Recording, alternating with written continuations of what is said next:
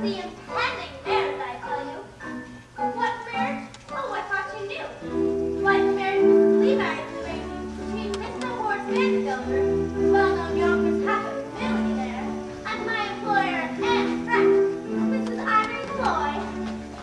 Although if you ask me, well, that would take the place of the late husband, Mr. Peter Lloyd, may rest in peace. Wherever he is, I'm not so sure. You wouldn't caution me, though.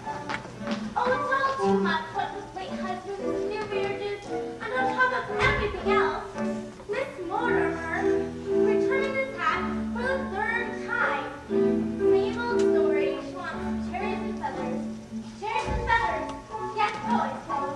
Although if you ask me, she'd do better with a nice heavy veil. I told her the ribbons in her basket won't will be right this summer. We want to catch it inside, but she has none of it. Cherries and feathers she wants.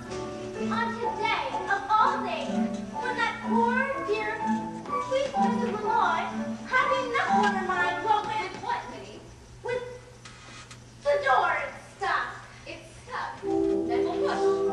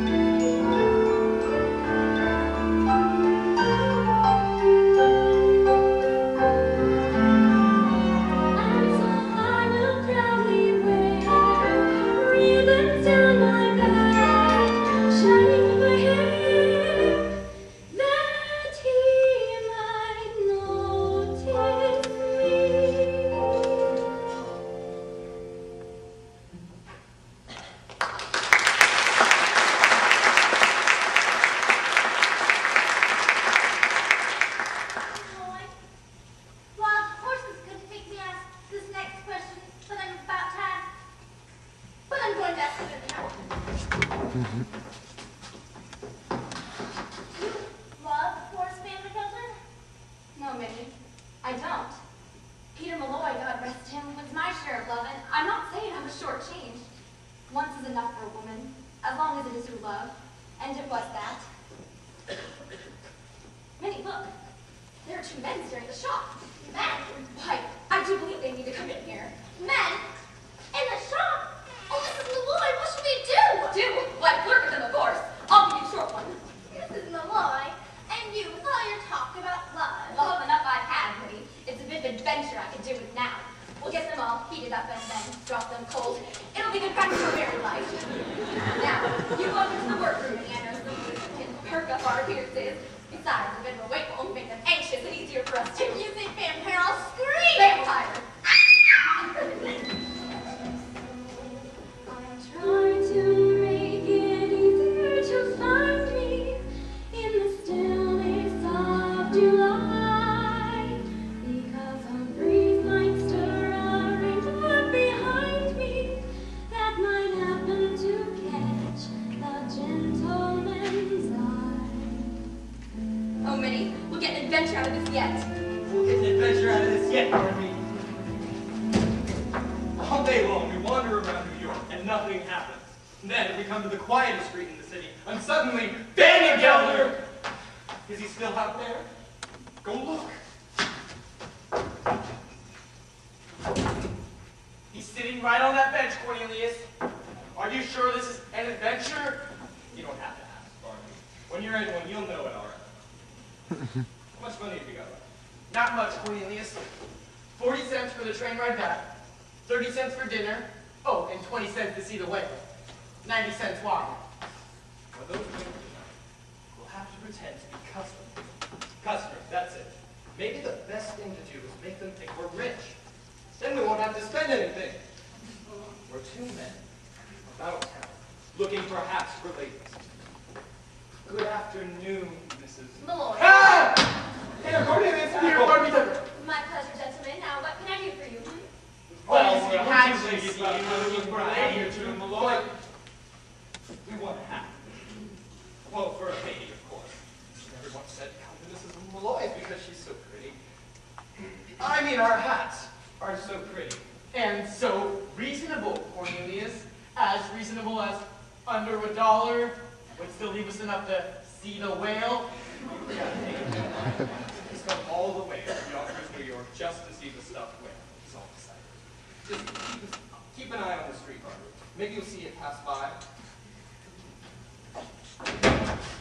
Is it big and black with little red eyes? Well, it's sitting right on that bench, Cornelius.